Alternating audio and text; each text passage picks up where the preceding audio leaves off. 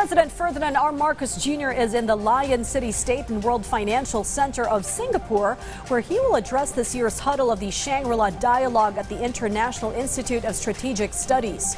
Here, world leaders and defense officials with their delegations from at least 40 countries will hear him lay out security issues and the status quo in the West Philippine Sea.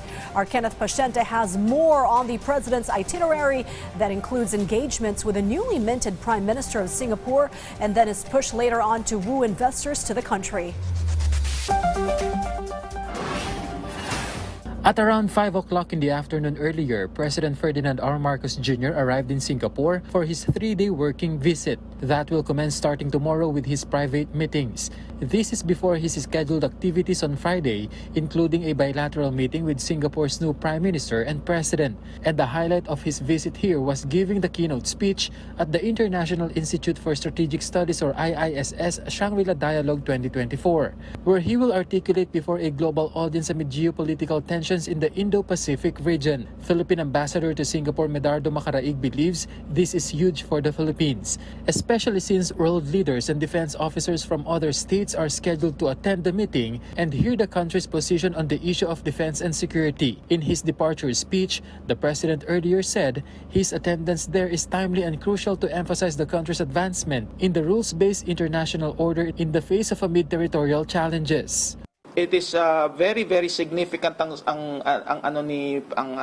pagpunta ni Presidente to deliver the keynote speech because because you know the Shangri-La Dialogue being a defense ministers meeting, defense officials meeting, defense issues have been the Shangri-La Dialogue has already transcended defense issues. So ngayon kasi even defense issues pinag-uusapan na, may AI na dyan, may climate change, may renewable energy at kung ano-ano nang pinag-uusapan dyan. And which of course affect defense policies, no? So just like all of you, I'm looking forward to what President Marcos will say, because this is a very important speech for a very important defense and foreign policy statement from our country, from our president.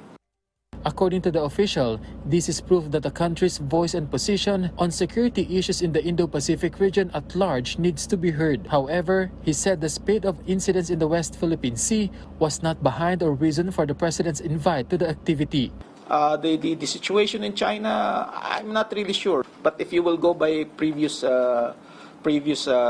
keynote speeches, medyo global and regional ang approach. The Foreign Affairs Department previously said the IISS will give the way to the country to lay out, discuss, and respond to certain regional and global security challenges. It will be an important platform for us to actually also convey our positions relative to what is happening within the region and what we are advocating for.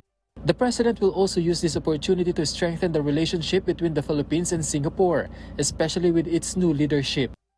This is also very useful as they have just changed the leadership. The leadership has just shifted earlier this month, and it will be very good to begin immediately to start to strengthen our relations with the new leaders of Singapore.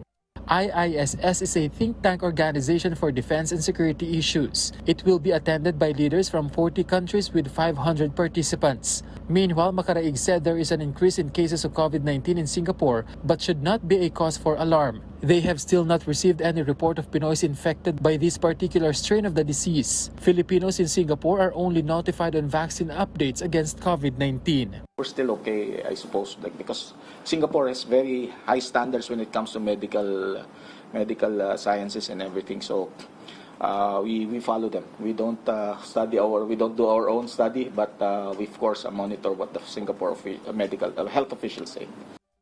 From Singapore, this has been Kenneth Paciente from the National TV Network for a new and better Philippines.